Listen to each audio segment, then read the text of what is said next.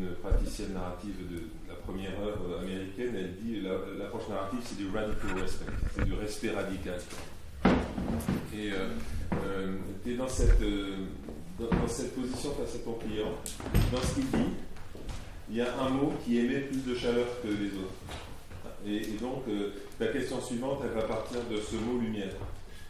C'est les mots lumière. Je pense que ce qui peut nous guider dans une conversation narrative, c'est d'être sensible à la lumière des mots, à la musique ou à l'harmonie des mots pour moi, mais cette idée qu'il y a un mot, une expression qui va vous mordre le coin du cœur, tu vois. Et c'est celui-là qui va vous servir à faire la question suivante, parce que c'est ce mot-là qui vous montre la voie de ce que vous avez envie de savoir. Et on n'a pas les mêmes coins tous à nos cœurs. Donc, en fonction des personnes, à tout moment, et ça, on le verra parce que vos Jedi m'ont invité très, très généreusement à venir enseigner un séminaire d'affûtage de questions.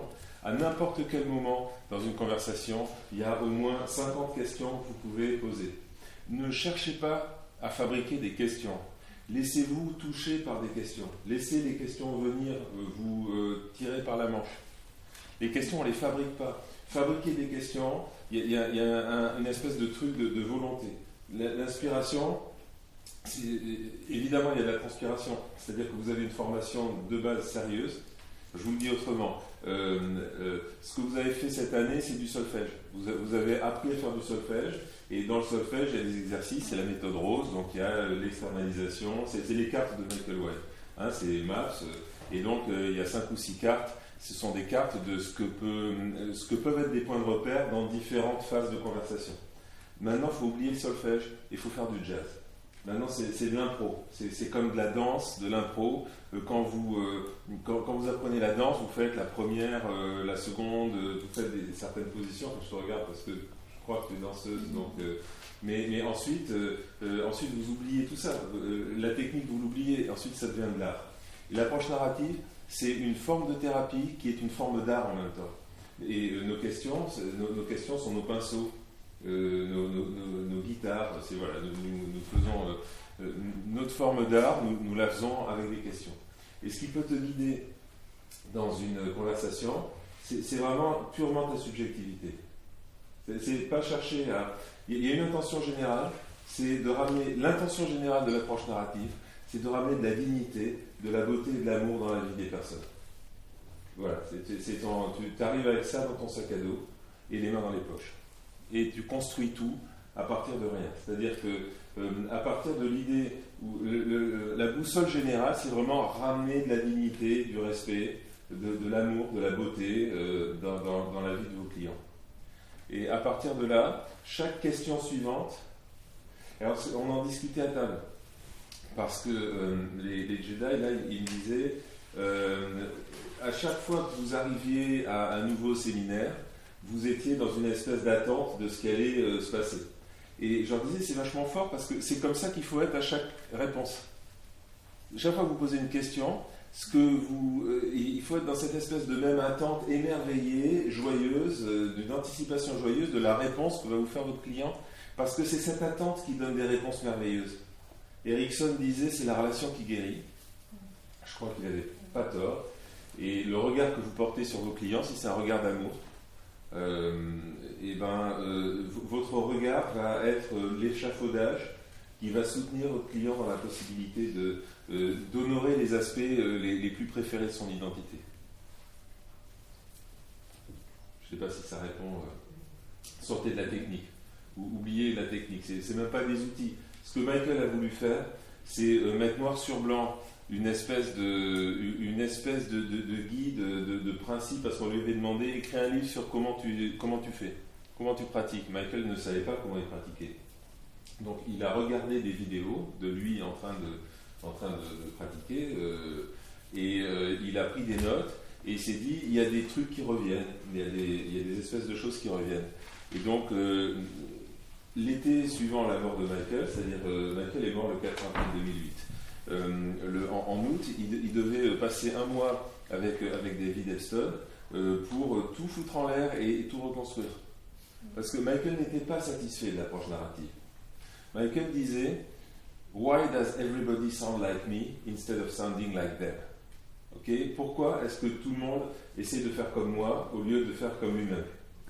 Et donc ça l'obsédait à Michael. Il ne supportait pas que les gens essayent de faire ce qu'il faisait lui plutôt que de développer leur propre truc. Et ce que j'ai vu plein de choses belles ce matin, mais ce que j'ai vu, c'est que vous n'hésitiez pas à faire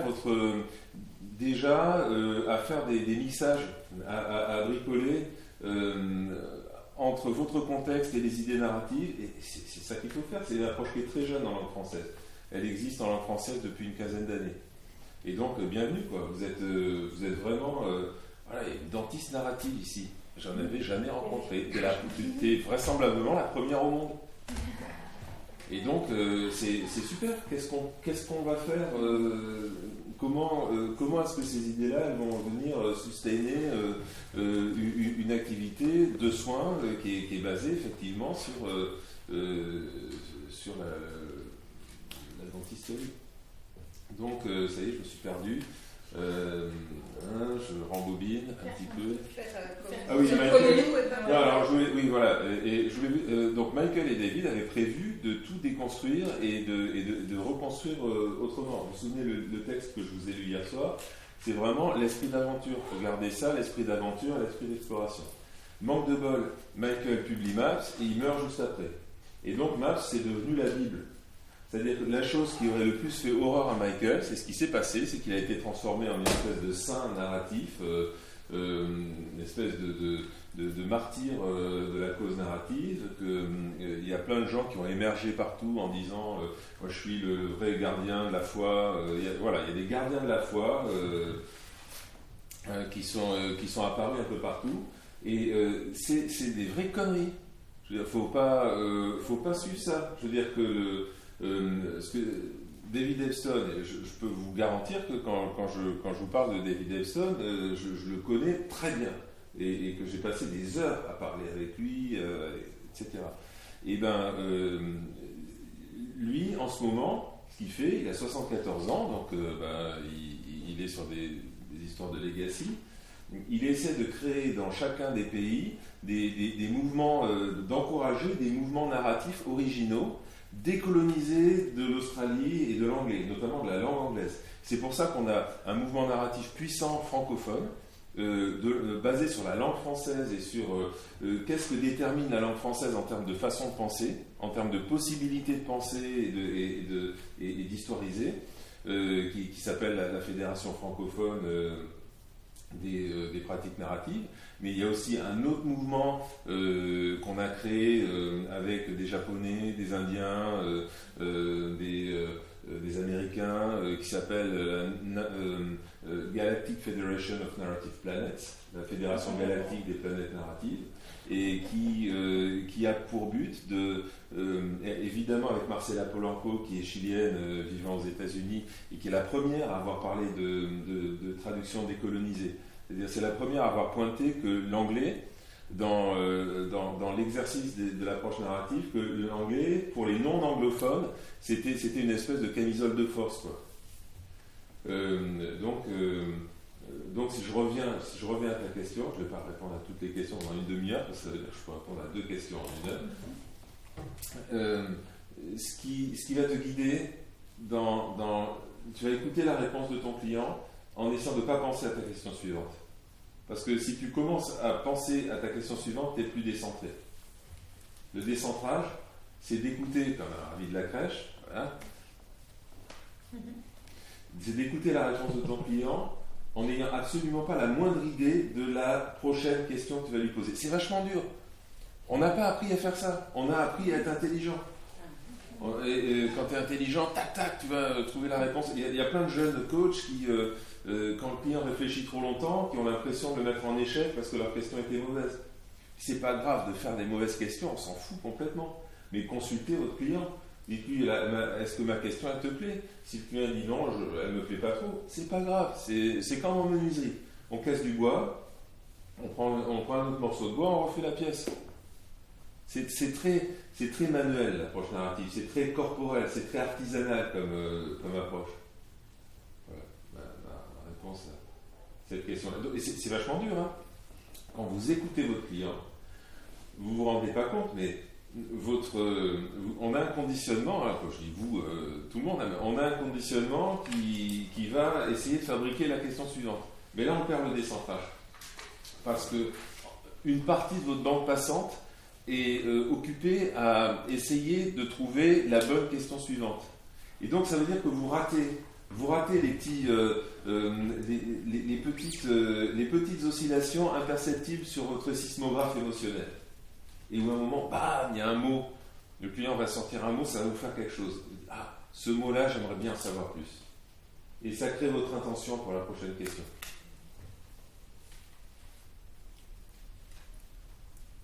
Et merci d'avoir posé cette question. Ça paraît facile, non? Oui. Ben ouais, finalement c'est facile parce qu'il n'y a pas besoin de savoir grand-chose. Mais c'est ça qui est bien. Ce qui est difficile, c'est que c'est un dépouillement. C'est la posture. Et alors, j'aime beaucoup que dans cette formation, vous ayez tellement insisté sur la posture et la sculpture, etc. Tout ça, c'est des super idées. La posture décentrée, influente, vous pouvez passer une vie à la travailler. Parce que c'est hyper difficile d'être décentré tout le temps. Hyper difficile. Et ensuite, sur l'influence, après, il faut arriver à revendiquer une influence éthique. C'est-à-dire qu'on est influent. Voilà. Dans la systémique, vous êtes influent. Voilà. C'est non seulement la systémique, mais la physique quantique nous apprend que notre existence influe sur l'univers, quoi. Et donc, la partie influente de la posture décentrée influente, c'est d'arriver à revendiquer joyeusement cette influence que nous avons. Joyeusement et honnêtement.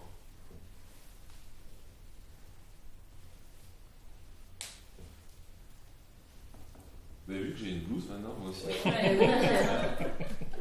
Et alors, ce qui me permet de faire un truc que je rêve de faire depuis des années, c'est mettre mon stylo comme ça, comme mon prof de physique. Prof de physique, prof de chimie. C'est vrai, vous avez tous allé. Le mien, il en avait 50 dans un... Bon, là, je suis prof de physique, premier dan.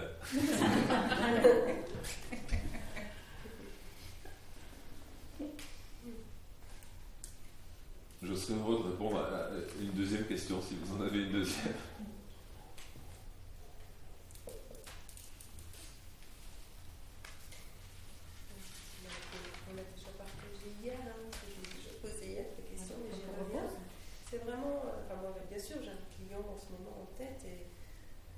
Je m'essaie avec ma patte en fait vraiment son problème revient toujours, quoi.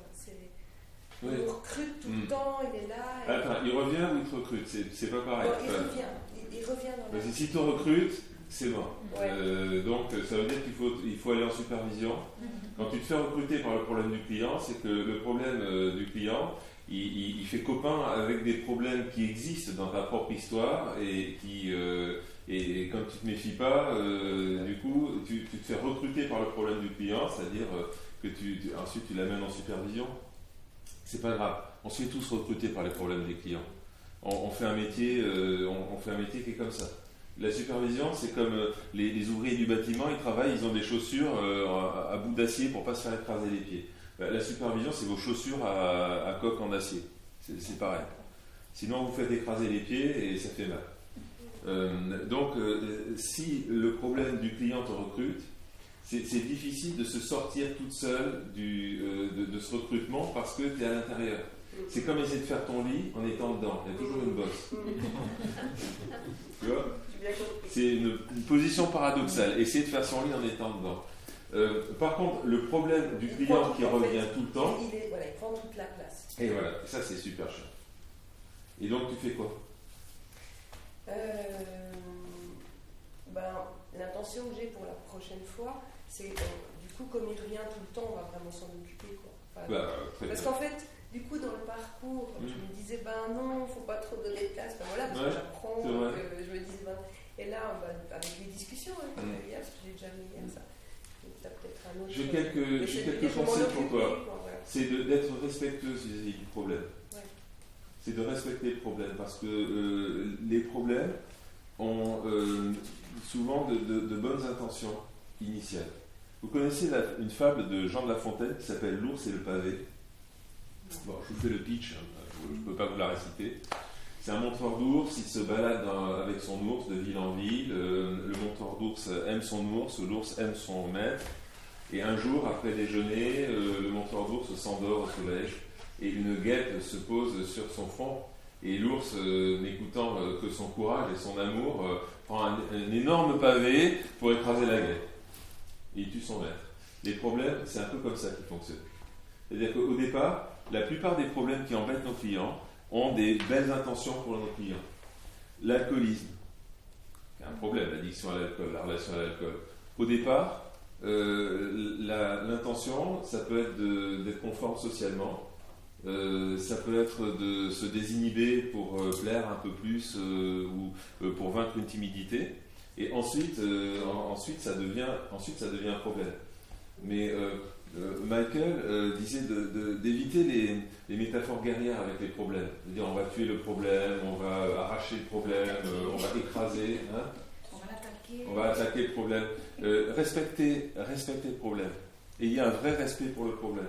Parlez-lui avec respect, en disant problème, j'aimerais mieux te connaître. Est-ce que tu veux bien te laisser connaître? Problème, est-ce que tu veux bien t'asseoir sur la chaise à côté du monsieur ou de la dame? Parce que de temps en temps, là pour l'instant, je ne peux parler qu'à toi et j'aimerais prendre contact avec la personne, avec ton hôte. Est-ce que tu, sans nier ton importance, sans t'effrayer, je ne vais pas te faire disparaître, je voudrais juste mieux te connaître et permettre à la personne qui est venue, la personne que tu as amenée dans mon cabinet, j'aimerais mieux connaître cette personne, j'aimerais mieux te connaître aussi, j'aimerais mieux connaître votre relation, pour que cette relation soit apaisée, parce qu'aujourd'hui, cette relation, elle est douloureuse pour la personne. Donc, ce que j'ai appris au cours des années, au début j'étais très guerrier avec les problèmes, puis je faisais des externalisations magiques, quoi. J'avais un client qui avait un problème qui s'appelait pétage de plomb. C'est-à-dire qu'on me l'avait envoyé, c'est l'entreprise qui me l'avait envoyé, parce qu'en réunion de comité de direction, il se mettait à hurler, à insulter ses collègues, et à lancer son cahier, etc. Et donc, du coup, il avait l'air d'un fou furieux. Et ce client était désolé, parce qu'il disait, mais merde, quoi, je suis pacifiste, je suis quelqu'un, je suis pas du tout comme ça. Alors, je suis pas du tout comme ça, mais je fais ça, ça veut dire, j'ai mon identité. Ce qui est important pour moi dans mon identité, c'est l'harmonie, c'est d'être pacifiste, ça c'est vraiment un discours identitaire. Et puis, mon comportement, ce que je fais en fait en réunion, c'est que je lance mon bloc à la tête de mes collègues. Donc je ne comprends pas pourquoi je fais ça. Donc ça veut dire qu'à un moment, il y a un problème qui prend les commandes.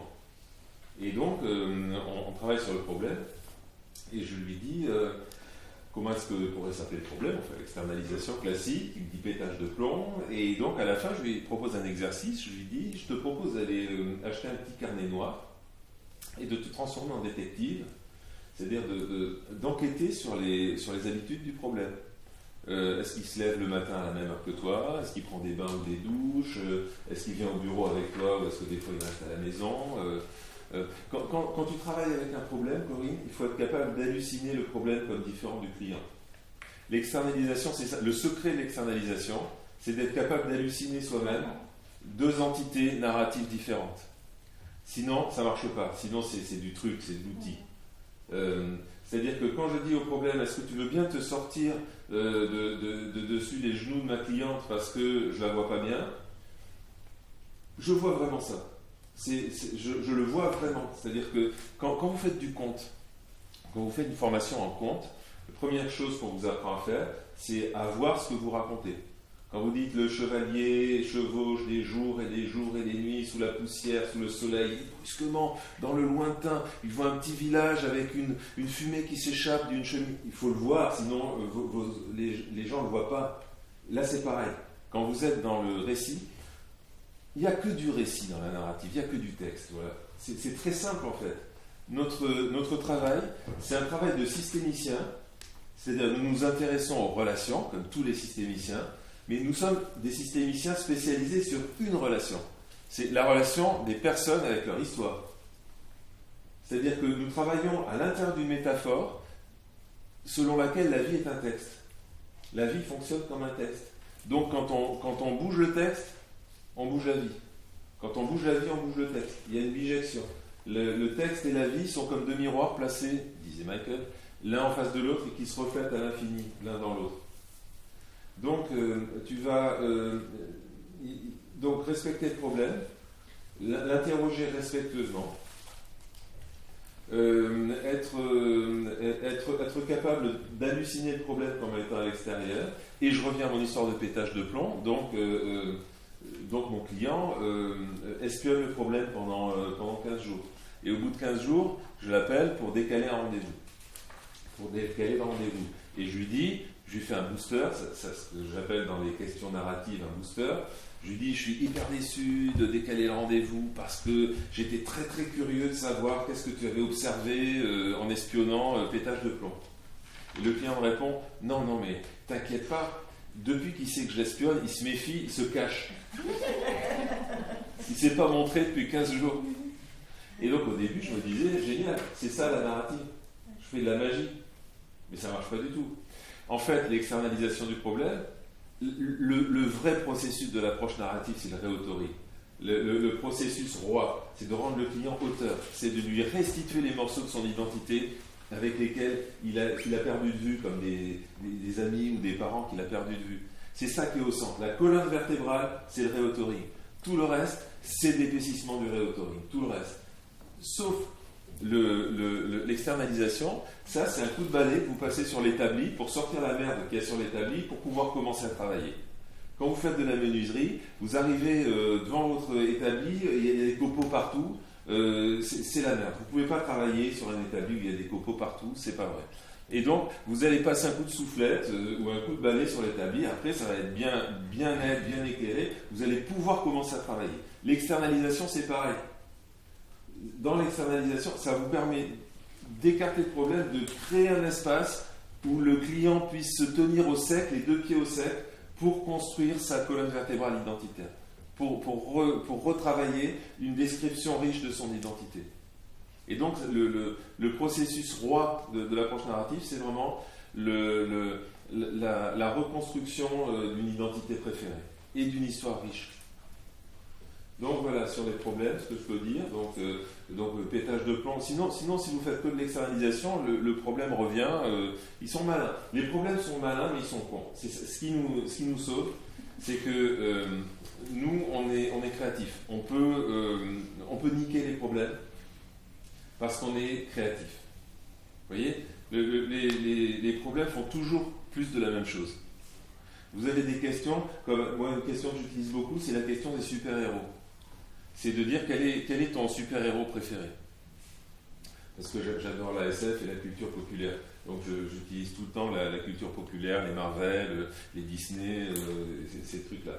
Et donc le super-héros, ça marche très bien parce que la personne arrive en disant « je suis déprimé, j'en peux plus, je suis déprimé ». Et donc je dis « ok, j'entends ça, on va parler de la déprime, mais j'aimerais qu'on parle de 2 minutes de science-fiction. Est-ce que tu connais les super-héros? Est-ce que tu t'intéresses aux super-héros, aux personnages qui ont des super-pouvoirs et donc, ou aux justiciers.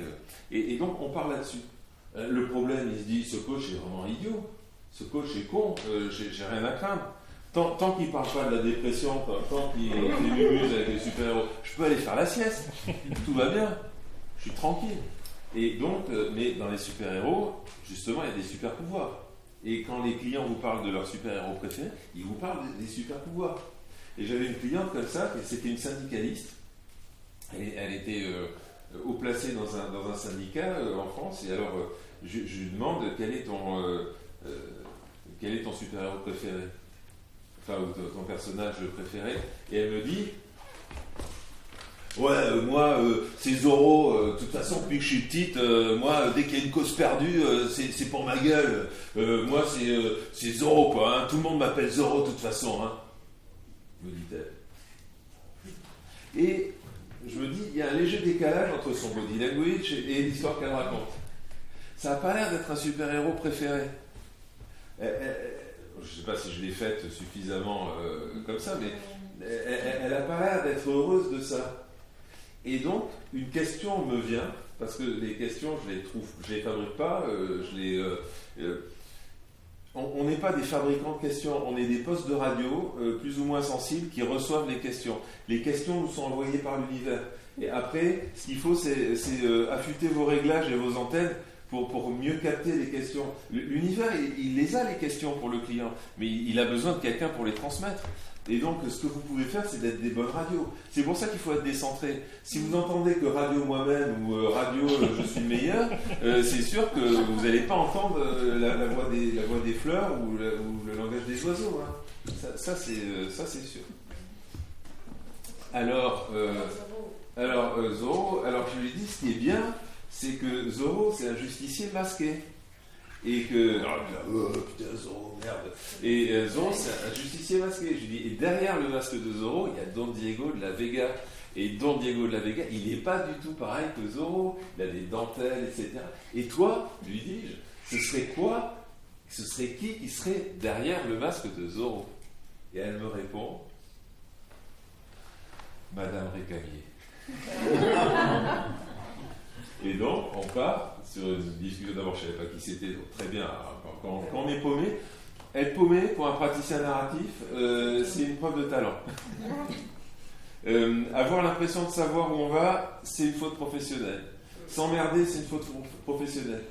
Si vous vous emmerdez dans une conversation, c'est qu'il y a quelque chose qui ne va pas. Soyez exigeant. N'acceptez jamais de vous ennuyer. Parce que si vous vous emmerdez, le client s'emmerde. Le client qui vous parle, c'est pas, et je dis ça Olivier avec respect, c'est pas une psychanalyse, c'est pas la même technique, c'est pas de l'association libre. L'approche narrative, c'est on coupe la parole, parce que couper la parole au client, souvent c'est subvertir l'activité du problème. Donc c'est lui dire, c'est lui poser une question qui va le déstabiliser.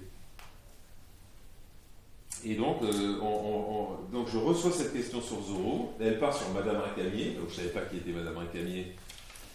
C'est pas mal d'avoir séché les cours d'histoire géo quand on était au lycée. Et donc, on commence avec une discussion sur la féminité. Et on parle de la féminité. Et où est la féminité dans sa vie? Et qui est-ce qui a été, et qui est-ce qui ne serait pas du tout étonné de l'entendre parler de féminité? Vous voyez, on ne sait pas où on va. Le problème de l'approche narrative, c'est qu'il n'y a pas de stratégie thérapeutique. C'est qu'il y a une stratégie littéraire. C'est pas du tout pareil. Vous travaillez sur le texte, vous essayez de rendre le texte beau, intéressant, passionnant. Et dès que le texte devient intéressant, la vie devient intéressante. Et on sait, ceux d'entre nous qui aimons l'écriture, qui aimons les livres, si vous aimez les bons livres, c'est un énorme atout pour un praticien narratif d'être capable de pleurer en lisant un bon roman. Ça vaut toutes les théories du monde. Nancy Huston, je ne sais pas si vous connaissez ce nom, dans un petit livre qui s'appelle L'espèce fabulatrice, qui est une traduction merdique en français du vrai titre en anglais, qui est The Meaning Makers, qui a quand même plus de gueule, hein, ça n'a rien à voir, les faiseurs de sens, The Meaning Makers. Elle dit, à la fin du livre, elle dit, dans les dictatures, c'est très bien que les organisations humanitaires parachutent des colis de nourriture, mais ils devraient parachuter les colis des meilleurs romans de la littérature mondiale. Parce que le roman, en termes d'ingénierie littéraire, c'est la seule ingénierie littéraire où vous pouvez voir comment quelqu'un pense. Et à cause du paysage de l'identité, le paysage de l'intention dans le roman. Et que vous pouvez vous rendre compte que c'est possible que le personnage du roman pense différemment de vous. Et donc, dans une dictature où tout le monde est censé penser de la même façon, c'est terrifiant. Il y a un livre de Mr. Pips, ça s'appelle, c'est de... je sais plus, parce que la mémoire des noms, putain, c'est... Déjà, mémoriser vos prénoms, ça m'a pris toutes mes cases de mémoire des noms. Toute ma bande passante de mémoire des noms est saturée, là. Bon, ça va me revenir quand je ne vais plus chercher. Bref, c'est très intéressant. Au départ, la thérapie narrative, ça devait s'appeler la thérapie littéraire. C'était pas du tout censé s'appeler la thérapie narrative, parce que la thérapie littéraire, parce que d'abord il y avait beaucoup de textes, les certificats, les lettres, etc. Et ensuite c'était basé sur cette métaphore géniale qui est de dire nous sommes des romans vivants, nous sommes des textes sur pattes, et nous sommes des textes, notre vie est un texte. Et donc qu'est-ce qui se passe quand on fait une thérapie littéraire? Et la première édition des moyens narratifs au service de la thérapie, la toute première édition, s'appelait les moyens littéraires au service de la thérapie. Et ensuite, quand le livre, qui avait été édité en Australie par le Dulwich Center, a été vendu à Norton, éditeur américain, Norton a dit pour la deuxième édition, ouais, bon, la thérapie littéraire, les moyens littéraires, pourquoi pas les moyens narratifs plutôt que littéraires? Et du coup, c'est devenu la thérapie narrative. Mais il faut se souvenir quand même qu'au départ, nous travaillons avec du texte. Nous travaillons dans la métaphore que la vie fonctionne comme un texte. Et donc nous essayons de rendre le texte de la vie du client le plus passionnant possible. Et au fil des séances, le client se réintéresse à sa vie. Parce que qu'est-ce qu'il y a dans un bon texte? Il y a des mystères. Or, dans un mauvais texte, il n'y a pas de mystère. Si vous voulez, je vous raconte une histoire nulle, ben voilà, je vous raconte une histoire nulle.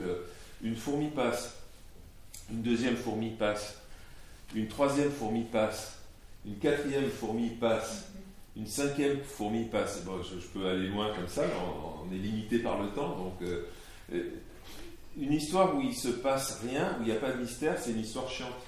La vie d'un client saturé par un problème, c'est ça. C'est une histoire où il ne se passe rien parce que c'est toujours la même histoire, c'est le problème qui agit la vie du client. Donc c'est l'histoire du problème. Et c'est chiant parce que le problème il fait toujours pareil. Donc je mange un granola, et puis je mange un deuxième granola, et puis je mange un troisième granola. Voilà comment mon histoire de fourmi, elle va s'appliquer aux troubles alimentaires de la cliente dont je vous parlais hier avec la lettre du deuxième granola. Là où on introduit un mystère dans le récit, moi j'ai introduit un mystère dans le récit en disant est-ce que tu peux arriver à résister au deuxième granola? Et là c'est est-ce que tu peux créer un mystère dans ce récit? Par quel prodige, par quel miracle est-ce que tu serais capable de résister au deuxième granola? Est-ce que tu acceptes cet exercice de manger le premier et d'avoir le deuxième qui est posé à côté, et avant de manger le deuxième, d'écrire tout ce qui se passe, d'essayer de résister le plus longtemps possible et d'écrire tout ce qui se passe dans ta tête, dans ton corps? Et donc, pour intéresser la partie, je lui ai écrit le petit texte que je vous ai lu hier en disant tu n'y arriveras jamais. Ici, le deuxième granola, tu n'y arriveras jamais, ton coach est une merde. Et donc, et ça, en faisant ça, je transforme une histoire chiante. Genre, je me suis renseigné à 16 granolas dans un paquet, et donc je mange le premier, le deuxième jusqu'au 16e. Et après, je me sens mal parce que putain, 16 granolas quoi. Hein. Et ensuite, je me sens coupable. Et donc, je crée un mystère dans l'histoire. C'est une thérapie littéraire parce que je lui ai dit essayons d'écrire ensemble une histoire où tu ne mangerais pas le deuxième granola. Et donc, dans une histoire, il y a des personnages. Il y a des gentils, il y a des méchants. Une bonne histoire, il faut un bon méchant. Et mon méchant, c'est le deuxième granola. Très clairement, je l'ai installé dans un personnage de méchant. Maître du monde, vous voyez. Je suis ton dieu, je suis ton maître. C'est un génie du mal, le deuxième granola. Et en exagérant ce personnage, je le décale tellement que, du coup, on s'installe dans une scénarisation. On n'est plus dans une histoire de troubles alimentaires. On est dans un dessin animé, vous imaginez le granola qui parle et qui lui dit « tu vas échouer », etc. Et donc j'attends, elle est censée écrire une réponse à cette lettre du granola, ou lui montrer ça devient autre chose. Et là on est dans... C'est ça, l'approche narrative c'est ça, c'est l'approche, c'est de la thérapie littéraire. Il n'y a aucune limite. Aucune limite, la seule limite c'est votre créativité, c'est votre invention, c'est votre fantaisie, c'est tout ce que vous pouvez construire avec votre client ou avec votre cliente. Ça va? Et donc, avec ce problème-là, mais respectez les problèmes. Franchement, c'est comme des ours. Ils sont cons, mais souvent, ils ont pas bien compris qu'ils font du mal.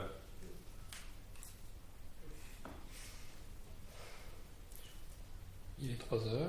Ah.